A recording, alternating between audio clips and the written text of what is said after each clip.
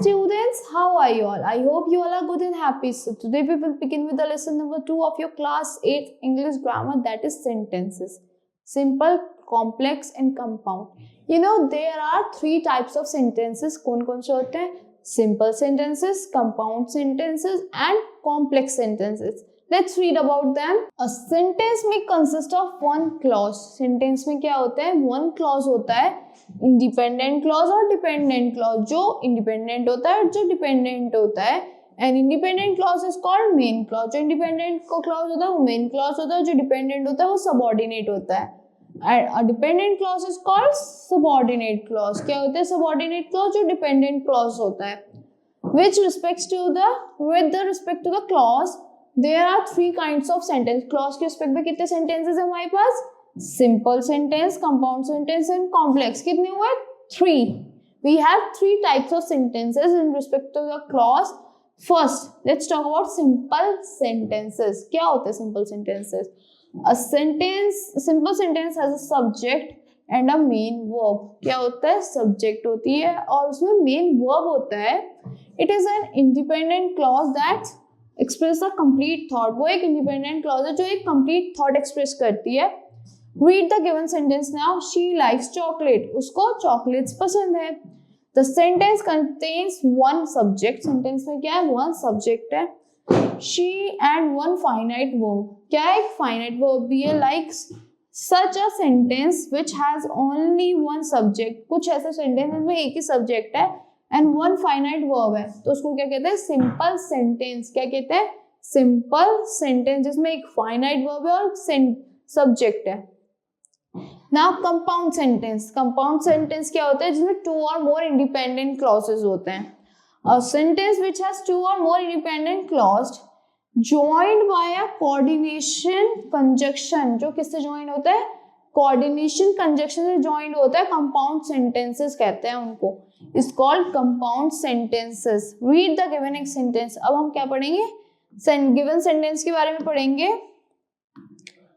I helped her and she got happy. मैंने उसकी help करी और वो हैप्पी हो गई. The sentence given above consists of 2 parts. ये जो सेंटेंस है ऊपर इसमें 2 पार्ट्स हैं. कैसे?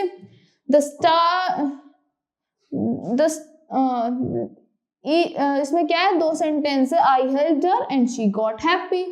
The stars were shining. The stars were shining. Ria felt happy. Ria felt sad. Ria or sad. There are 2 parts. Independent clause joined by a coordination conjunction. Each part is a clause because each part has a subject. Each part क्या है? Clause है क्योंकि उसमें subject भी है and a predicate of its own. Predicate भी उनका अपना है. Such a sentence which is made up of clause of equal rank. ऐसे sentence जो equal rank की clause से बने होते हैं is called compound sentence. उनको क्या कहते हैं? Compound sentence कहते हैं. Complex sentence क्या होते हैं? A complex sentence is one that is made of one principle. जो एक principle से ही बनता है.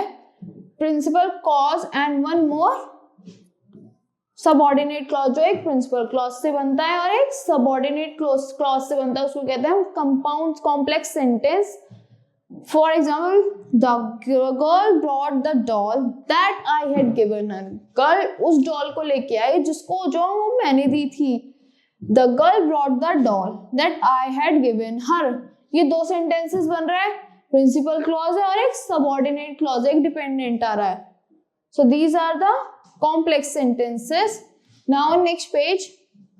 Each part has a subject. और उस part में subject भी है, predicate भी है of its own and forms part of a larger sentence. किसका part बन जाता है? वो एक larger sentence का. Each part is therefore a clause. उसका हर एक part क्या होता है? Clause होता है. Like we further notice like that the clause. हमने क्या पढ़ा कि जो clause है हमारा, the girl brought the doll. जो girl doll लाई थी, that I brought for her. Makes good sense, but itself and can therefore stand alone. वो अपने आप भी stand कर सकता है as a complete sentence. Such as clauses called the principal clause or main clause. उस जो अपने आप stand कर सकता है उसको क्या कहते हैं? Principal clause या फिर main clause. जैसे the girl brought the doll, वो अपने आप एक full sentence है, वो अपने आप stand कर सकता है. हमें जरूरत नहीं लगाने की that I brought for her. So that is the principal clause. But the clause that I have given her does not make good sense. वो क्या है? Good sense तो बना नहीं रहा. By itself and I cannot stand alone. खुद ही सोच के देखो that I have given her, वो गर्ल वो डॉल लेके आई जो मैंने दी थी. कोई perfect sense नहीं बना रहा, good sense नहीं बना रहा. It is dependent for its full meaning upon the principal clause. अपने पूरे meaning के लिए that I have given her कोई पूरा stand out नहीं कर रहा. The girl brought the doll. अगर ये हम नहीं लगाएंगे तो ये सेंटेंस कहीं स्टैंड नहीं कर रहा, तो प्रिंसिपल क्लॉज को लगाना जरूरी होता है. That is the girl brought the doll. The girl brought the doll. It is therefore called dependent और सबऑर्डिनेट क्लॉज. उसको क्या कहते हैं हम? डिपेंडेंट जो ये हमारा that I have given, this is dependent और subordinate clause. Such a sentence which is made up one principal clause, जिसका एक प्रिंसिपल है, एंड वन सबऑर्डिनेट क्लॉज, जिसमें सबऑर्डिनेट क्लॉज भी है, क्या है? प्रिंसिपल क्लॉज भी है. इज कॉल्ड कॉम्प्लेक्स सेंटेंस, जिसमें दो क्लॉजेस होते हैं, प्रिंसिपल एंड सबऑर्डिनेट क्लॉज होता है. उसको कहते हैं हम, क्या कहते हैं? Complex sentences. So that's all for this lesson. I hope you all like the explanation of this lesson. Thank you and have a nice day.